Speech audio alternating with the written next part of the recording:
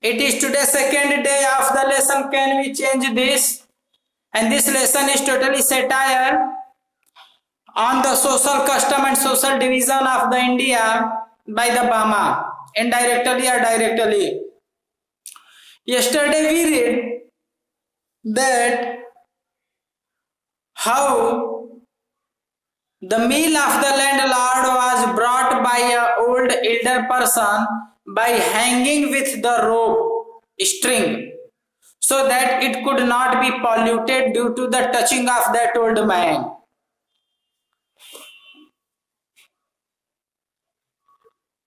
And when this fact was known by Obama as a little child, then she wondered a lot that how could it be possible that the meal which is packed wrapped under the banana leaf and then under the paper and then by the string, how could it be polluted only by the touch of another human being? And then I stopped to teach yesterday. Now I am going to start page number 76. Why should we fetch and carry for those people, I wondered. Bama is saying that when due to touching of my people, means by the backward section people, if anything goes polluted, then what was need or what is need to touch that? जब हमारे छूने से गंदा ही हो जा रहा है तो हमें छूने की जरूरत ही क्या है? हम छुए नहीं करेंगे चाहे जो हो जाए. So an eminent elder, eminent means famous, elder of our goes off meekly to the shops to fetch snacks and hands them over reverently. Reverently means होता है to show respect. Reverently means by showing respect. Means Bama is saying that one thing more important, that first the backward section people go to shop with great effort by walking on the feet. There they purchase, again bring back, मतलब जाते हैं लोग, लाते हैं लोग इतनी मेहनत से, और नहीं तो उसके बावजूद सम्मान से उसे हैंड ओवर करते हैं लैंडलॉर्ड को, और नहीं तो छू दे तो गंदा हो जाए. तो ये सब क्या है? इसकी जरूरत ही क्या है? इसका मतलब छुओ ही मत, अपना जाके खरीदो खाओ. Bowing and shrinking to this fellow who just sits there and stuffs them into his mouth. Stuffs का मतलब होता है ठूसना. यानी Bama is totally in anger by knowing and observing the Indian social custom and division and differentiation, and saying that if we go, purchase, bring back and hand over that meal with respect by bowing before them, and they stuff means वे ठूसते हैं मुंह में अपना. हमारे छूने से गंदा भी हो जा रहा है, हम ही ला भी रहे हैं और वो खा रहे हैं, हमें खाने को भी नहीं मिल रहा है, आने जाने में भी मेहनत पड़ रही है. तो what is need to do so, क्या जरूरत है? अपना जाए खरीद के लाए, खरीद के खाएं, हमसे कोई मतलब है नहीं है, हम नहीं लाएंगे. The thought of it infuriated me. फ्यूरिएट का मतलब होता है गुस्सा करना, इनफ्यूरिएटेड का मतलब होता है टू मेक एंग्री एक्सट्रीमली, बहुत अधिक गुस्सा होना. मीन्स व्हेन बामा thought this, all this idea ran in her mind, then she got angry. वह चिढ़ गई, वह गुस्से में हो गई, वो ठान ली कि अभी सिस्टम को तोड़ूंगी. How was it that these fellows thought so much of themselves? Was it because they had scraped 4 coins together? करे कि आखिर ये लोग ऐसा कर कैसे सकते हैं, हमारे साथ छुआछूत भेदभाव कर कैसे सकते हैं, सिर्फ इसलिए कि इनके पास 4 पैसे हैं. They are the moneyed person, rich person, so they are doing so. What was need to do so? What did it mean when they called us pariah? Further she is thinking, they call us also pariah, that is the lower caste, different caste, symbol of hating, hatred. Then what is need? To serve them, to be in touch of them, उनके साथ में रहना, उनके संपर्क में रहना, उनसे मतलब रखना. What is need? क्या जरूरत है? कोई जरूरत नहीं. हटाओ, फेंको उनको दूर, हम अपनी जगह. Had the name become that obscene, obscene, obscene means होता है that is अश्लील, अशुभ. तो कह रहे हैं कि क्या यह पराया वर्ड इतना ऑब्सीन, गंदा है, अशुद्ध है, जिससे लोग नफरत करें, जिसका छुआ खाए नहीं, और हम वर्ग करें, हमारी चीज वो रख लें. What are all these? But we too are human beings. कह रहे हैं लेकिन हम लोग भी तो मानव हैं. Our people should never run these petty errands for these fellows. कह रहे हैं कि हमारे लोगों को, जो गरीब लोग हैं, पराया लोग हैं, इनको जो पलाश यानी धनी लोग हैं, उनके बारे में इतना सोचने करने की जरूरत नहीं है. We should work in their fields, take home our wages and leave it at that. वो कह रही हैं बामा कि हमें क्या करना चाहिए, तो हमें फील्ड में काम करना चाहिए, वहां से अपनी मजदूरी ले लेनी चाहिए और लेकर घर चले आना चाहिए. बाकी क्या है, कैसे है, हमसे कोई मतलब नहीं है. छोड़ दो उन्हें उनके हाल में, उनसे ज्यादा हमदर्दी दोस्ती की जरूरत नहीं है. Both my grandmothers worked as servants for Necker families. Necker means जमींदार. तो कह रहे हैं कि both my grandmothers, यानी इनकी दो दादी थी, बड़ी दादी, छोटी दादी, और दो working for the Necker, जमींदार in his family. मेरी दादी एक जमींदार के लिए काम किया करती थी. In the case of one of them, when she was in the fields, even teeny children born the other day would call her by her name and order her about just because they belong to the Necker caste. कह रहे हैं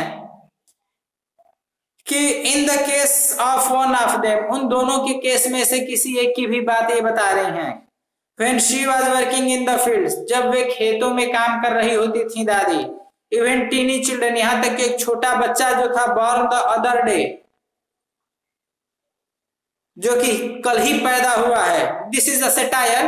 एक दिन का पैदा बच्चा क्या बोलेगा, लेकिन कहने का मतलब कि जो बच्चा हाल ही में जन्म हुआ, थोड़ा बोलना भी सीख रहा है, वह बच्चा भी would call her by her name, उस दादी को नाम से बुलाता था. And order her about just because, और उसे ढेर सारे आदेश देता था जस्ट बिकॉज, क्योंकि they belong to the Naicker caste, क्योंकि वह नेकर कास्ट दैट इज धनी जमींदार परिवार से बच्चा बिलोंग करता था. कहने का मतलब इसे आप लोग नहीं समझ पाए होंगे.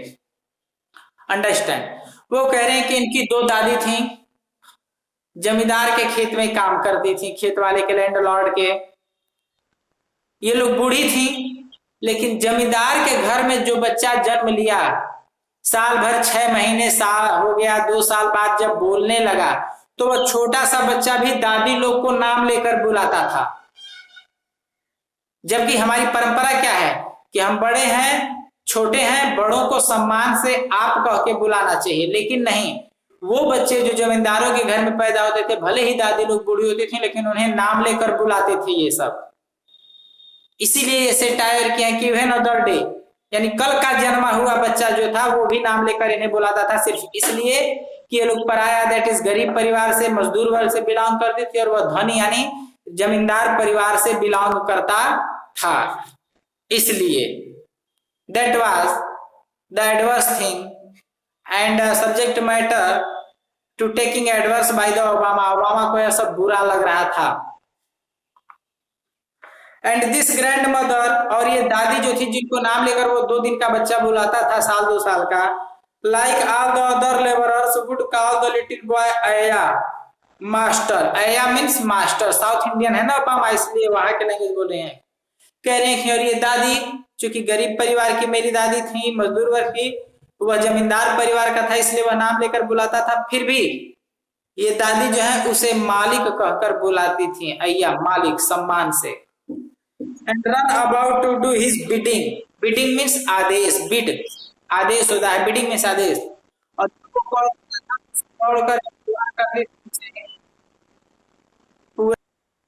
ठीक है.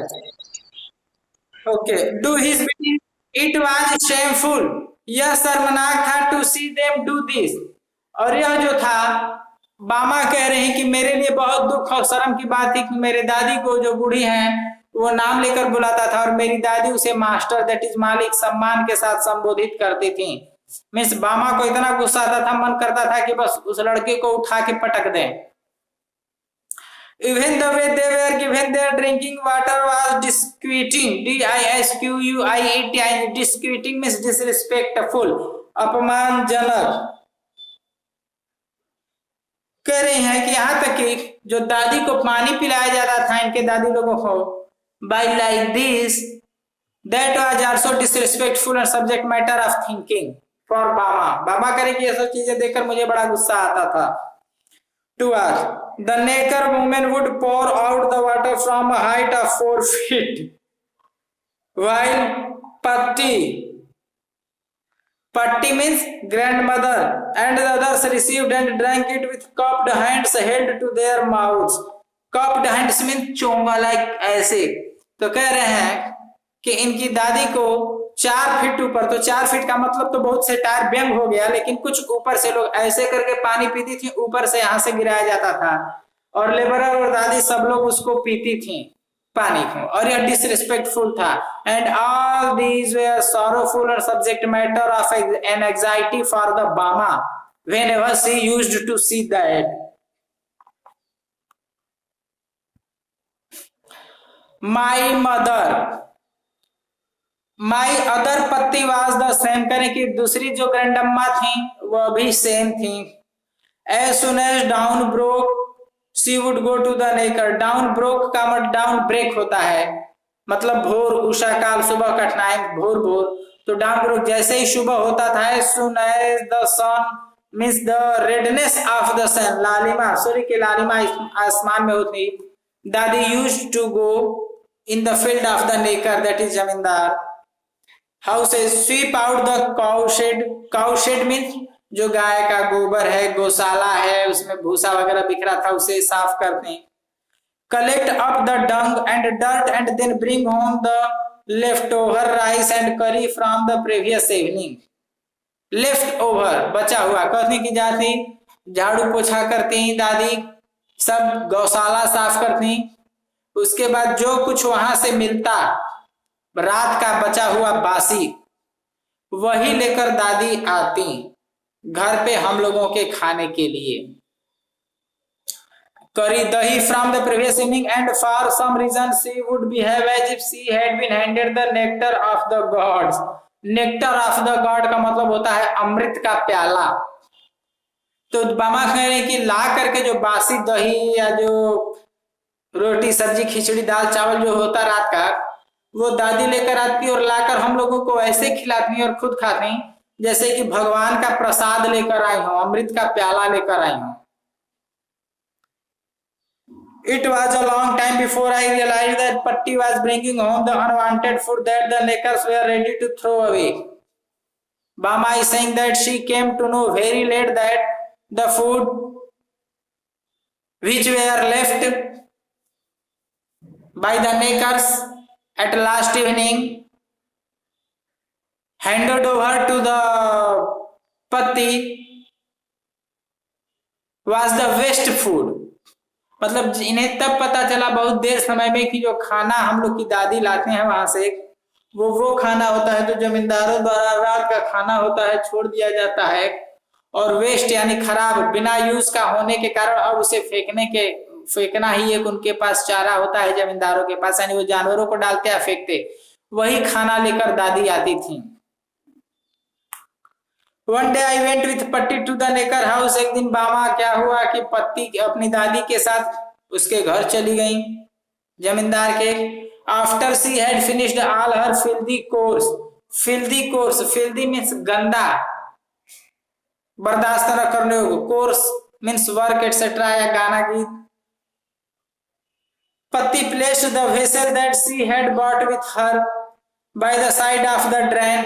The Necker lady came out with her leftovers, leaned out from some distance and tipped them into Patti's vessel and went away. Vessel means पतीला होता है।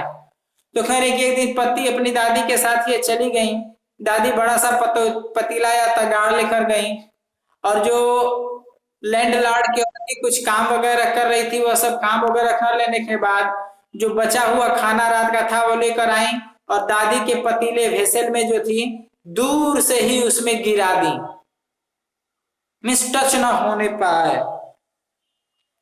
हर vessel it seemed must not touch Paati's, it would be polluted. कह रही हैं कि ऐसा लग रहा था मानो वो अपना बर्तन जो थी, जो लैंड लॉर्ड की वाइफ थी, वो पति के भगोने में पतीले में ऐसे डाल रही थी जैसे कि उनका बर्तन अगर कहीं टच हो गया तो अशुद्ध हो जाएगा, पॉल्यूटेड हो जाएगा। Tipped and went away. Her vessel steamed must not touch Patti, it would be polluted. Some time later, कुछ समय बाद, it said to Patti, she should not lay herself open to such behavior. एक दिन तब बामा देखी तो बाद में कहीं कि देखो दादी, ऐसा जब बिहेवियर होता है तो please don't go there and don't show openly yourself for such behaviour. ऐसा व्यवहार हो रहा है तो वहां मत जाओ, वहां से कोई रिश्ता वास्ता मत रखो, क्या जरूरत है तुम्हें वहां जाने की दादी, मत जाओ। इट वॉज अगली टू सी, यह देखने में बड़ा भद्दा लगता है। What Patti said to me in return was this, अब करें कि जब बामा कहीं कि वहां मत जाया करो, उनसे मत वास्ता रखो, वो लोग जब इतना छुआछूत दूरी बना के रखना है, तो पत्ती दैट इज दादी क्या कहती है जवाब में, this people are the maharajas who feed us our rice. दादी कहीं कि अरे बेटी ऐसे मत बोलो, ये लोग राजा महाराजा हैं, बड़े लोग हैं जिनसे कि हमें खाना पीना मिलता है, इसलिए इन्हें ऐसा मत कहो बेटी, मत कहो, मत कहो, मत कहो। थैंक यू बेटा, tomorrow third part will be taught. If you have any doubt